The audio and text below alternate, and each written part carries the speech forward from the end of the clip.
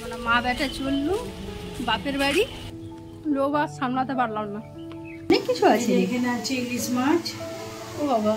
Hello বন্ধুরা, মুয়ার সময় সংসারে আরো একটি নতুন ব্লগে আপনাদের সকলকে স্বাগত। আশা করি আপনারা সকলে খুব খুব ভালো আছেন। আপনাদের ভালোবাসার আশীর্বাদে আমিও খুব ভালো আছি।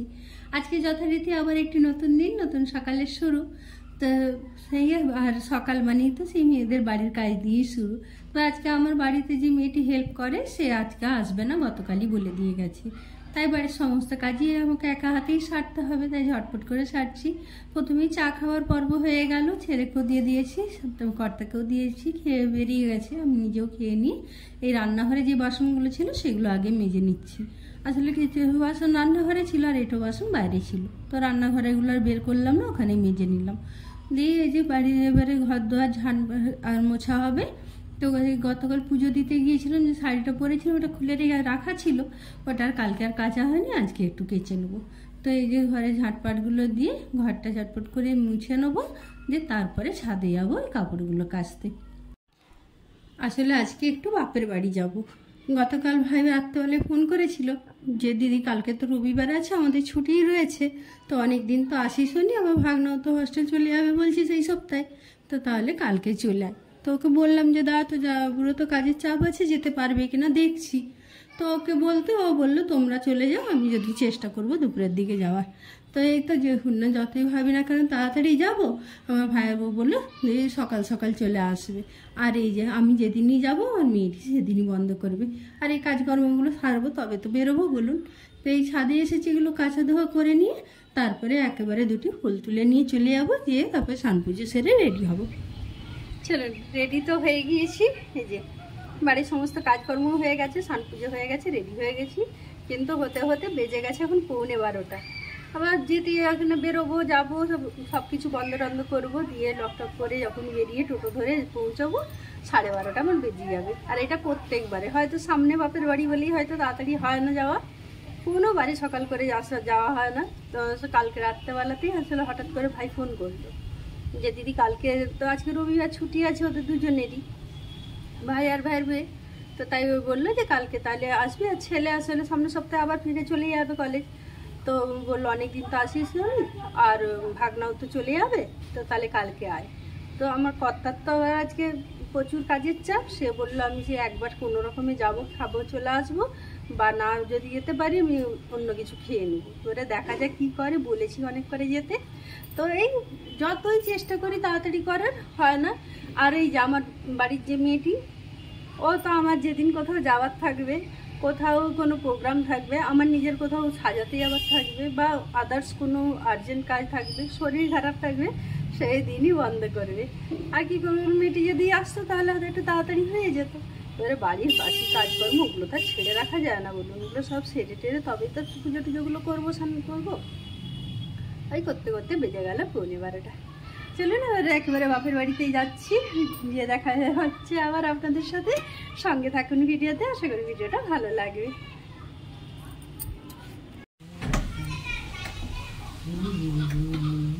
মামা ঘর যাচ্ছিস না পড়তে যাচ্ছিস? আমি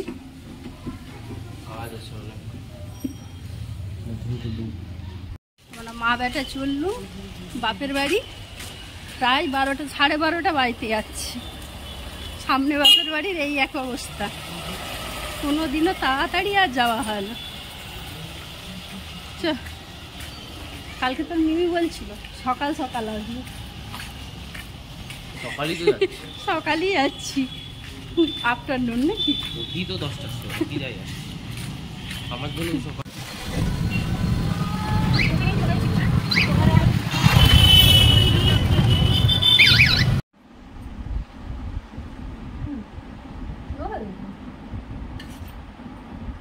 বাপের ঘরে এসে পৌঁছেও গেছি, আর এই যে এখানে এসে এখনো জামা কাপড় ছাড়িনি, খেতে বসে গেছি। আসতেই মা বললো একটু কিছু খা, যে গরম গরম ঘুগনি, সরু চাগলি, আমার সব থেকে প্রিয় খাবার, নিয়ে বসে গেছি খেতে। খাই, ভাজপো গেছে ওপরে স্নান করতে, আর মা কাজ করছে, ফের সেটাকে বলছি খেতে, ওটা খাবে না, ওর পেট ধরছে, আমি একা একাই খেয়ে নিই। দারুণ হয়েছে ঘুগনিটা।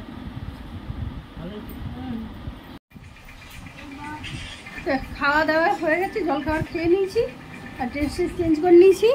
এই যে আমার ভাই পুরো স্নান টান হয়ে গেছে, সে ফোন নিয়ে বসছে আর এই যে এই ল্যাপটপ নিয়ে বসে রয়েছে। দেখুন দুজন দুদিকে বসে আছে। তোমার ভাই অনেকক্ষণ ধরে রান্নাঘরে রয়েছে, ও কি করছে দেখি।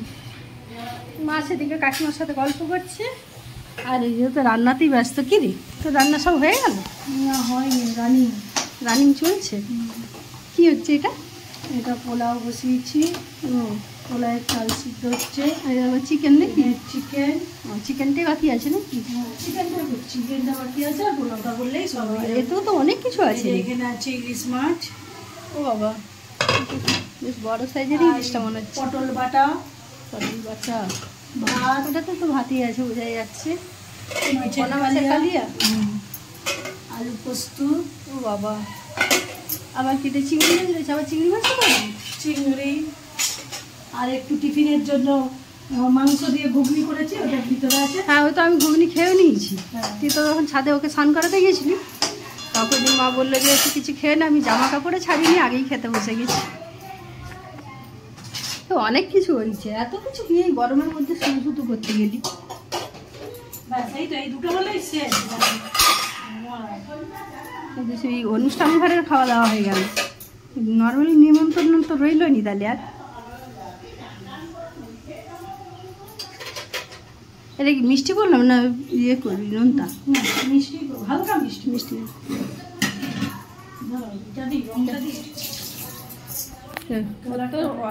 অনেক কিছু রান্না হয়ে গেছে। আমি আসার সময়ই দেখছি ওর ওগুলো সব যেগুলো রান্না হয়েছে সেগুলো আমি এসে দেখছি সবই হয়ে গেছে। ওগুলো করে নিয়ে ও ছাদে গেছে ছেলেকে স্নান করাতে। এই যে এখন এসবার এই যে ওগুলো বসিয়েছি, কিন্তু এই গরমের মধ্যে এত কিছু, তাই আমার কথা আসতে সময় পাবে কিনা সেটাই একটা বড় কথা। সে তো বললো যে যদি সময় পাই যাবো, আর না হলে যাবো।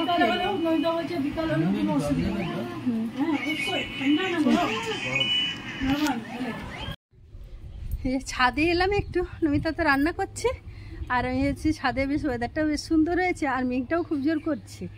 তো আসবে বলছিল, মা আসবে বলছিল ইয়েটা তুলতে, চাদর তুলতে, হলে আমি যাই তুলে দিয়ে নিয়ে আসছি। এই যে মেঘটা দেখছেন কেমন পুরো কালো হয়ে রয়েছে, পুরো খুব জোর কালো করেছে মেঘটা, যে কোনো সময় ঝরঝর করে বৃষ্টি চলে আসবে। ওই জন্য তাহলে এগুলো তুলে নিয়ে চলে যায়। আর এই যে মায়ের ঘরের পেয়ারা গাছটা দেখছেন কত বড় হয়েছে, পেয়ারা গাছটা দেখুন অনেক পেয়ারা হয়ে রয়েছে। এই কত পাকা পাকা পেয়ারা, কতটা বোঝা যাচ্ছে না, বেশ ডাঁসা ডাঁসা পাকা পাকা পেয়ারাই পুরো ভর্তি হয়ে রয়েছে।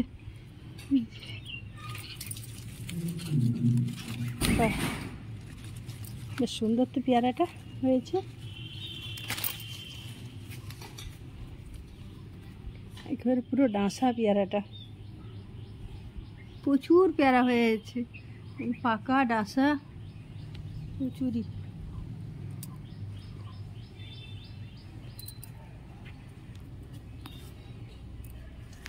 অনেক পেয়ারা হয়েছে। আর এই যে দেখছেন চারিদিকটা পুরো বাড়িতে ভর্তি হয়ে গেছে। এই জায়গাটা পুরোটা, এই জায়গাটা মাঠ ছিল, এই জায়গাটা পুরো একটা বড় মাঠ ছিল। আর তখন প্রথম এই আমাদের এই বাড়িটা হয়েছিল আর সেই কোণে একটা বাড়ি হয়েছিল। এখন তো পুরো জায়গাটা একটুও জায়গা ফাঁকা নেই, পুরোটাই ভরাট হয়ে গেছে আর সব বড় বাড়িতে ভর্তি হয়ে গেছে। এই যে এই পাশের এগুলো দেখছেন, এগুলো সব পুরো ফাঁকা ছিল। এই যে পাশটা এখন একটু পুকুর আছে, এই পুকুরটাও প্রায় ভরাট হয়েই এসেছে, আর বেশি দিন নয়। এখানে বিরাট বড় বাঁশঝাড় ছিল, বাঁশঝাড়গুলো সব কেটে দিয়েছে। আর ওই যে ওই পাশের দিকেও একটা পুকুর আছে, তো এগুলো সবই ভরাট হয়ে যাচ্ছে আস্তে আস্তে চারিদিকটাই। এখানটা আমাদের যখন এই বাড়িটা হয়েছে, জায়গাটা অনেক বড়, মাঠটা পুরো ফাঁকা, তো সেই কোনাতে একটা বাড়ি আর এই বাড়িটা হয়েছিল। তখন আমরা ভাবতাম কী করে থাকবো রে বাবা এরকম ফাঁকা জায়গাতে। আর এখন দেখুন মানে একটুও জায়গা ফাঁকা নেই, সব পরপর পরপর সব বাড়ি হয়ে আছে। তবে ওয়েদারটা বেশ সুন্দর লাগছে, তবে যে কোনো সময় বৃষ্টিটা চলে আসবে, মেঘটা ভালো রকম কালো করেছে। পেড়ে তো নিলাম, ভাত খাবো না পেয়ারা খাবো, তা দেখে লোভ লাগলো, গাছের জিনিস মানে দেখলেই লোভ লাগে বলুন। তুলে নিয়েছি, তো এখন খেতে ইচ্ছে করছে না, পেটটা একটু ভার হয়ে আছে, নিয়ে যেয়ে রাখি পরে খাবো। এগুলো তুলে নিই, বেশির এগুলো সেরকম তুলে নিয়ে তারপরে যাই।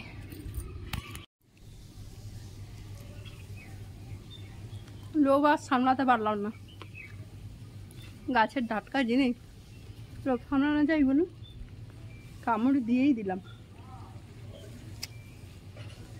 দারুণ মিষ্টি, মানে বর্ষার পেয়ারা যে জলসা হয় একটু জলসা না, খুব সুন্দর।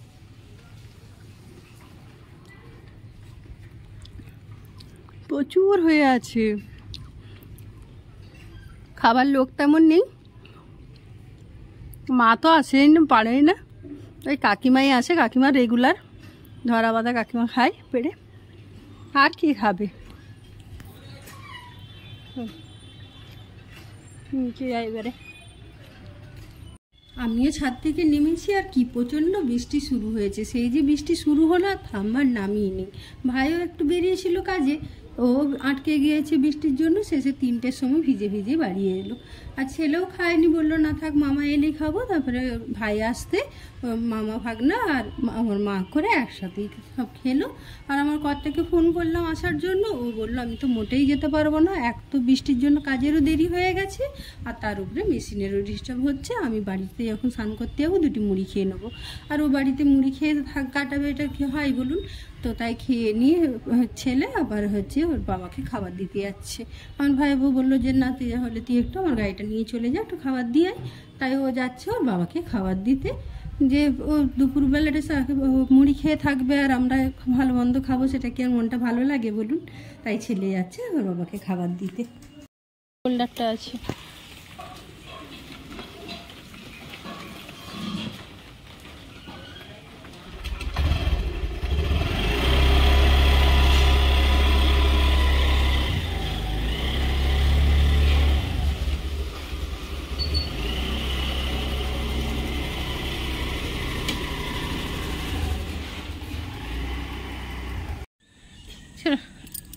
খাওয়া দাওয়া হয়ে গেছে, আবার ছাদে চলে এসেছি।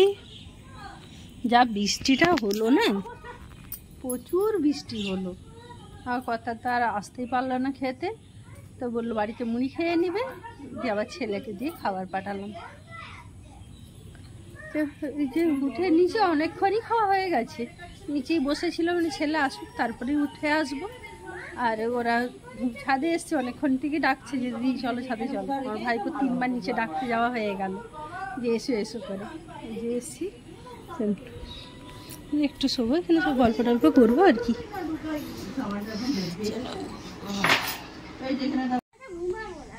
তো একটু তো ঘুমাতে পারতিস, আর পেয়ারাগুলো হাত খুলবে তোর,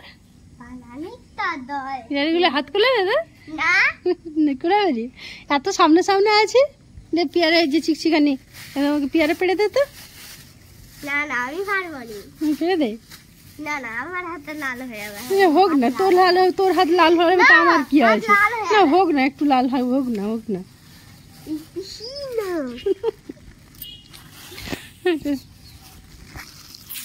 এই যে আমাকে চিকচিকা দিতে এসছে, বলে খালি হাতে পেয়ারা পারবে না, তাহলে পিঁপড়ে গাছে পিঁপড়ে আছে, সেই জন্য চিকচিকা দিতে এসছে। যদিও পিঁপড়ে এখানে কাছাকাছি পিঁপড়ে দেখতে পাচ্ছি না, দেখুন না কেমন বদমাইশি করে যাচ্ছে। নিচে ছিলাম 14 বার ডেকে ডেকে নিয়ে এলো, এমনি ছাদে চলো ছাদে চলো, না যাচ্ছি চ না, অস্থির বদমাইশি হয়ে যাচ্ছে। কাকিমার কি এগুলো সেই বিকাল থেকে মিলাচ্ছে, এই ইয়ে করছে, স্নান করা থেকে রাখা ছিল নাকি? জল পড়ছিল, কলে জল ছিল, লাইন ছিল তখন ধুয়ে নিলাম, তখন চান করেছি। এটা আমার কাকিমা হয়, ছোট কাকিমা। এই যে কাকিমা এবারে পেয়ারা পাড়বে, এবারে ধরে পেয়ারার দিকে দেখছি।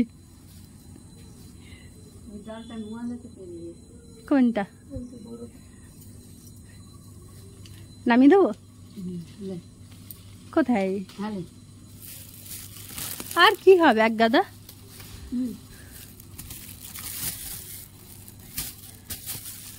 এইগুলোই খাওয়ার লোক নেই, ওইটা পুরো পেকে গেছে। পাকাটা দাও তো, আমাদের ঘরে সে টিয়া পাখিকে দেবো, যে ওর সামনে যে পাকাটা, হ্যাঁ দাও, ওটা তুলো নি, শক্ত আছে।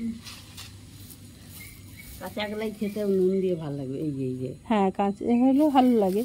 না এই যে টিয়া পাখি আছে না ওই ঘরে, টিয়া পাখিগুলোকে দিয়ে দেবো। এক গাদা টিয়া পাখি তো ওই যে ওখানে উপরেও একটা পাকার ঝুলছে, ওই যে এই যে এই যে এই যে এখানটা একটা ওই পাকাটা।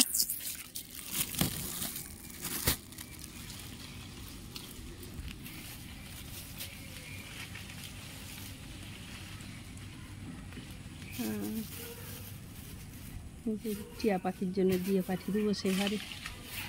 চলো, অনেকগুলো হয়ে গেছে, এক চিকচিকা পেড়ে নিয়েছি, এক চিকচিকা পেয়ারা পেড়ে নিয়েছি, পাকা ডাঁসা করে। ডাঁসাগুলো নিজেরা খাবো, পাকাগুলো ওই যে ওদের এই শাশুড়ি ওখানে ইয়ে রয়েছে, আর দরকার নেই। তুমি খাবারে কাঁচা রয়েছে মনে হয়, ডাঁসা হবে। হ্যাঁ হ্যাঁ, আর লাগবে না, কে পড়ে থাকবে আমার।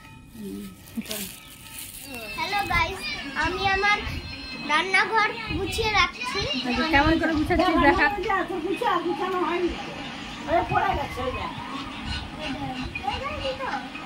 গোটা ঘর পোস্টার বানিয়েছে, তার দিকে পোস্টার হয়ে আছে, ফ্রিজের উপরেও পোস্টার হয়ে রয়েছে, গোটা ঘরকে পোস্টার বানিয়ে রেখেছে।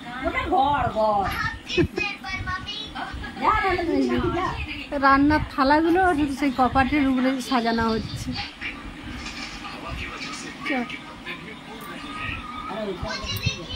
আমাদের এখন সবাই মিলে বসে গল্প করা হচ্ছে, চা খাওয়া হয়ে গেছে।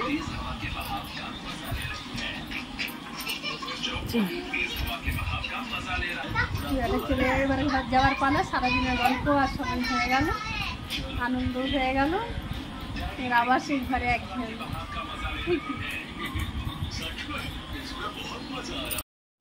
এই যে দেখুন না, হাসি গল্প সব হচ্ছে। আর এই যে আমার ভাইপোর ওইটা কিচেন, ওই জানলার পাল্লাটা ওর কিচেন হয়েছে, ওখানে ও প্লেট চামচ ওই খাজে খাজে সব আটকে রাখছে। ও আমাকে বলছে, দেখো পিমনি আমার কিচেন আমি কত সুন্দরভাবে সাজিয়ে রাখি। এইসবই হচ্ছে, গল্প টল্প হচ্ছে। আর হচ্ছে আমার কর্তাকে ফোন করেছিলাম, কারণ ওর ছেলে যখন খাবার দিতে গিয়েছিল তখনই ওকে বলে দিয়েছিল যে শরীরটা ভালো নেই, তোরা চলে আসবি। তো এখন যখন ফোন করতে বললো, না এখন শরীরটা ঠিক আছে, আমি তোমাদেরকে নিয়ে আসবো, একা একা আসতে হবে না। তো তাই ওই যে রাত্রেবেলায় ও একবারে এলো, এসে খাওয়া দাওয়া করে এই ফিরতে ফিরতে রাত 11টা বেজে গেছে। আর আপনারা ভাববেন হয়তো কেউ বেরোয়নি, কিন্তু মা আর ভাই দুজনেই আছে, একটু সাইড হয়ে আছে। আসলে ভাই জামা পরেছিল না, তাই ও সাইড হয়ে গিয়েছিল। তো ভিডিওটা এখানেই শেষ করলাম। কেমন লাগলো অবশ্যই কমেন্ট করে জানাবেন। যদি ভালো লেগে থাকে তাহলে প্লিজ একটা লাইক করে আমার চ্যানেলটিকে সাবস্ক্রাইব করে আমার পাশে থাকবেন। ভালো থাকবেন, সুস্থ থাকবেন। দেখা হবে পরের আবার নতুন কোনো ভিডিওতে।